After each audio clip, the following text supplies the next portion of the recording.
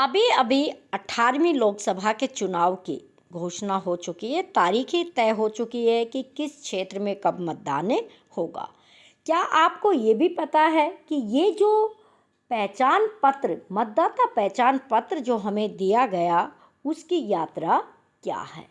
किस तरीके से आप तक मतदान पहचान पत्र पहुंचा?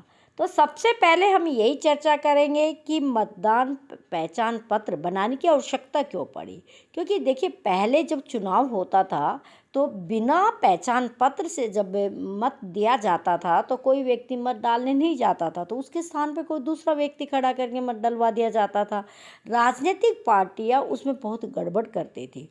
किसी भी व्यक्ति का कोई भी मत डाल देता था। अब उसको किसी को ये लगता है कि ये हमें वोट नहीं डालेगा, किसी और को डालेगा, तो उसके नाम का वोट पहले ही कोई और डाल देता था।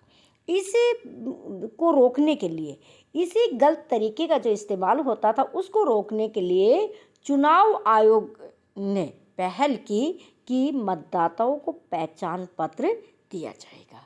ये पूरी की पूरी डिटेल हमें पता चलती है कि चुनाव आयोग ने एक पुस्तक प्रकाशित की थी, किताब प्रकाशित की थी, जिसका नाम था leap of faith. Leap of faith. उस पुस्तक में लिखा था कि लोक प्रतिनिधि संशोधन विधेयक 1958 यानी कि 1958 में फोटो पहचान पत्र जारी करने का प्रावधान किया गया था। भारत के पहले मुख्य चुनाव आयुक्त सुकुमार सेन कि इनके छोटे भाई हुआ करते थे, उस समय सरकार के अंदर कानून मंत्री थे। तो उन्होंने 17 नवंबर 1958 को विधेयक संसद के निचले सदन यानी कि लोकसभा में पेश किया था।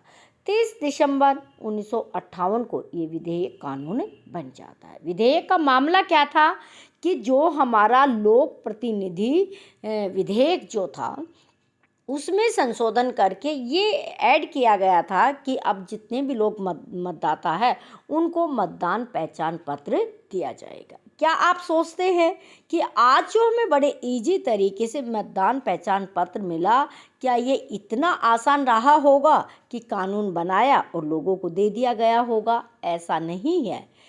आज जो लगभग सबके पास मतदाता पत्र है, ये मतदान के अलावा दूसरी जगहों पर भी हम पहचान पत्र के तौर पर, एड्रेस प्रूफ के तौर पर इस मुकाम में लेते हैं। चुनाव में फर्जी मतदान रोकने के लिए मतदाता पहचान पत्र की शुरुआत 1993 में हुई थी। आप सोचिए, 1993 में, और इससे पहले हम बातें कर रहे थे 1958 की, लेकिन इसे जारी करने का सुझाव पहली बार 1957 में दिया गया था। ये अलग बात है कि कई तरह की मुश्किलें और भारी खर्च के कारण इसे मतदाताओं तक पहुंचाने में 3 दशक से अधिक समय लग गया था। सिर्फ हमें राजनीति के मतों में हो रही धांधली को रोकने के लिए इसको लागू करने की पहल चुनाव आयुक्त ने की थी। तो देखिए, ये हुआ कैसे, इसका सफ़र क्या है। चुनाव आयोग ने 1962 में लोकसभा चुनाव पर अपनी रिपोर्ट में कहा कि 1957 के आम चुनाव के बाद घनी आबादी वाले शहरी क्षेत्र में सभी मतदाताओं को पहचान पत्र जारी करना चाहिए। उन्होंने सुझाव दिया। माना गया कि इससे चुनाव के समय मतदाता की पहचान करने में मदद मिलेगी और बाद में इसे एक पायलट प्रोजेक्ट चलाया जाएगा, यानी कि बहुत तेज गति से लोगों को ये प्रोवाइड करवाया जाएगा। लेकिन पायलट प्रोजेक्ट असफल रहा। क्यों रहा? क्योंकि 1960 में जब ये पायलट प्रोजेक्ट चलाया गया था तो कलकत्ता का दक्षिण पश्चिमी भाग है, वहाँ पे एक उपचुनाव हो रहा था लोकसभा में, उसमें इसको चलाया गया था। बहुत संख्या में महिलाओं ने, पुरुषों ने अपना फ़ोटो खिंचवाने से मना कर दिया था कि हम अपना फ़ोटो नहीं देंगे, जिसकी वजह से ये पायलट जो प्रोजेक्ट शुरू किया गया था वो पूर्णतः असफल हुआ था। सभी पहलुओं पर सावधानी से विचार करने के बाद चुनाव आयोग इस निष्कर्ष पर पहुंचा कि मतदाता पहचान पत्र का सिस्टम बड़े पैमाने पर कलकत्ता या देश में कहीं भी लागू करना व्यवहारिक नहीं होगा। उसके लिए और ज़्यादा प्रयास करने होंगे और ज़्यादा कोशिश करनी होगी। और बहुत ज़्यादा कोशिशों के बाद 1993 में चुनाव आयोग ने राष्ट्रीय स्तर पर मतदाता पहचान पत्र की शुरुआत की। तो चुनाव आयोग इस गड़बड़ी को रोकने के लिए लंबे समय तक प्रयास करता रहा, लेकिन वर्तमान समय में आप लोग देखिए मतदाता पहचान पत्र का इलेक्ट्रॉनिक्स वर्जन आ गया है। चुनाव आयोग ने 2021 में मतदाता पहचान पत्र का इलेक्ट्रॉनिक्स वर्जन यानी कि ई-इपिक लॉन्च किया। ये मतदाता पहचान पत्र का सुरक्षित PDF वर्जन है। इसे संपादित नहीं किया जा सकता, इसे मोबाइल पर डाउनलोड करके स्टोर किया जा सकता है।